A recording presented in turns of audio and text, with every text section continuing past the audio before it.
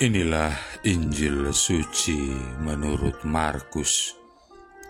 Pada suatu hari, Yesus yang bangkit dari antara orang mati menampakkan diri kepada ke-11 murid dan berkata kepada mereka, "Pergilah ke seluruh dunia, beritakanlah Injil kepada segala makhluk. Siapa yang percaya dan dibaptis akan diselamatkan, tetapi siapa yang tidak percaya akan dihukum. Tanda-tanda ini akan menyertai orang-orang yang percaya. Mereka akan mengusir setan-setan demi namaku. Mereka akan berbicara dalam bahasa-bahasa yang baru bagi mereka. Mereka akan memegang ular, dan sekalipun minum racun maut, mereka tidak akan mendapat celaka. Mereka akan meletakkan tangannya atas orang sakit, dan orang itu akan sembuh." Sesudah berbicara demikian kepada mereka, terangkatlah Tuhan Yesus ke surga, lalu duduk di sebelah kanan Allah. Maka pergilah para murid memberitakan Injil ke segala penjuru, dan Tuhan turut bekerja dan meneguhkan firman itu dengan tanda-tanda yang menyertainya. Demikianlah sabda Tuhan. Saudara-saudari yang terkasih, saya mengawali permenungan ini dengan sebuah kisah imajinatif. Ketika Yesus baru saja naik ke surga, terjadilah percakapan berikut antara Yesus dan malaikat Gabriel. Kata malaikat Gabriel, "Tuhan, Engkau pasti sangat menderita ketika tergantung pada salib di atas bukit Golgota itu." Jawab Yesus, "Tepat sekali.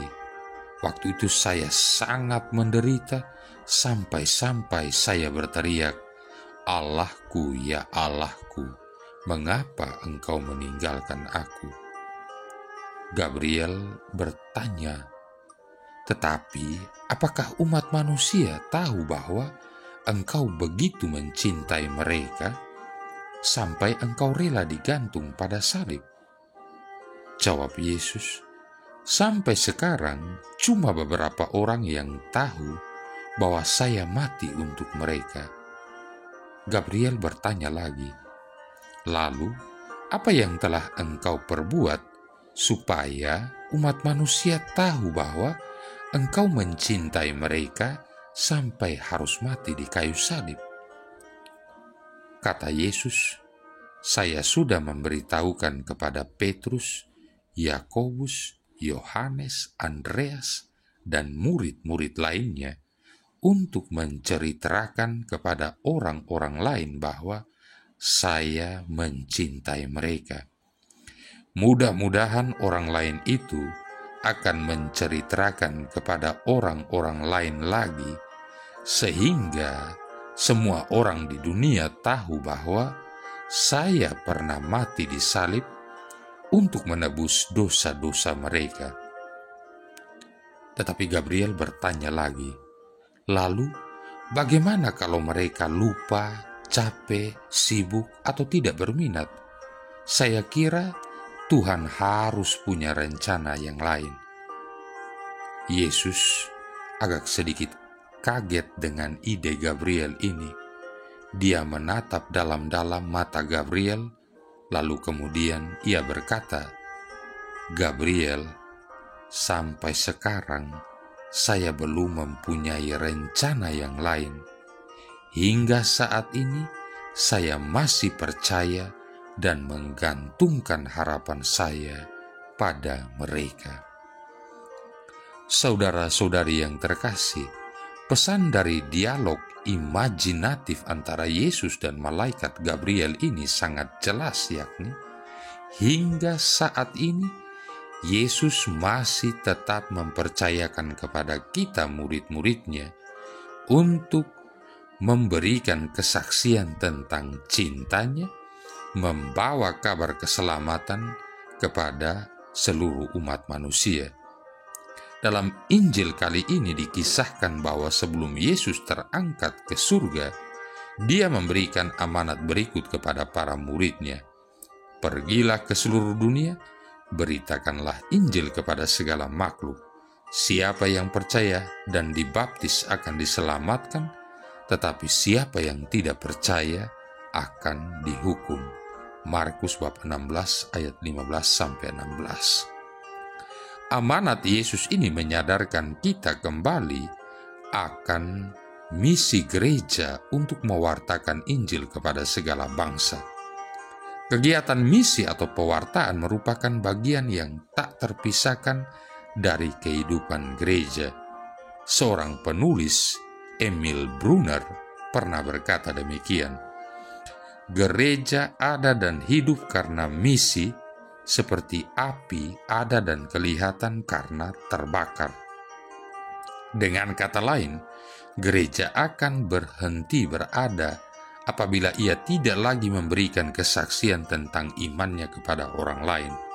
Gereja tidak lagi dapat hidup apabila ia berhenti melakukan karya misi. Karena itu tepatlah kalau dikatakan bahwa misi adalah jantung dari kehidupan gereja. Saudara-saudari yang terkasih, pada hari ini juga kita merayakan pesta Santo Fransiskus Xaverius yang hidup dari tahun 1506 sampai 1552, yang bersama-sama dengan Santa Teresia dari Kanak-kanak Yesus yang hidup dari tahun 1873 sampai 1897, adalah orang-orang kudus pelindung misi. Santo Fransiskus Xaverius adalah misionaris terbesar yang dikenal gereja sejak Rasul Paulus. Tidak lama setelah Ignatius dari Loyola mendirikan serikat Yesuit, Fransiskus Xaverius mengikuti jejak kawan sekamarnya, Petrus Faber, bergabung dengan serikat Yesuit. Hatinya digerakkan oleh Roh Kudus untuk bergabung karena pertanyaan penuh tantangan yang diajukan oleh Santo Ignatius Loyola. Apa gunanya seseorang memperoleh seluruh dunia tetapi kehilangan nyawanya? Bandingkan Matius bab 16 ayat 26. Kegiatan misioner Santo Fransiskus Xaverius di Asia sudah diketahui dengan baik oleh banyak orang, termasuk di Kepulauan Maluku dan Flores di Indonesia. Oleh karena itu, tidak mengherankanlah apabila nama baptis Fransiskus Xaverius juga sudah menjadi nama pasaran dalam tanda petik di kalangan umat Katolik di Indonesia. Sebelum sempat melakukan tugas misionernya di daratan Tiongkok pada tanggal 21 November tahun 1552, Fransiskus Xaverius jatuh sakit karena demam serta terkurung di pondok rindangnya di pantai pulau kecil Sanjian. Dia dirawat oleh Antonio, seorang pelayan Cina yang beragama Katolik. Beberapa tahun kemudian, Antonio menulis sebuah laporan tentang hari-hari terakhir hidup orang kudus itu di dunia. Fransiskus Xaverius meninggal dunia pada tanggal 3 Desember dan jenazahnya dikuburkan di pulau itu. Pada musim semi tahun berikutnya, jenazahnya dibawa ke Malaka untuk dimakamkan di sebuah gereja Portugis di sana. Beberapa tahun kemudian, sisa-sisa tubuhnya dibawa lagi ke Goa di India untuk dimakamkan di gereja Bom Jesu. Marilah berdoa. Allah Bapa keselamatan umat manusia, pelbagai bangsa Kau jadikan milik-Mu, berkat pewartaan Santo Fransiskus Xaverius, imam dan misionarismu. Semoga semangat misionernya berkobar di hati umat-Mu, sehingga di mana-mana umat berkembang dengan suburnya. dengan pengantaran Yesus Kristus Putramu Tuhan kami, yang bersama dengan Dikau dalam persatuan Roh Kudus hidup dan berkuasa, satu Allah sepanjang segala masa. Tuhan memberkati kita sekalian, Bapa, Putra, dan Roh Kudus.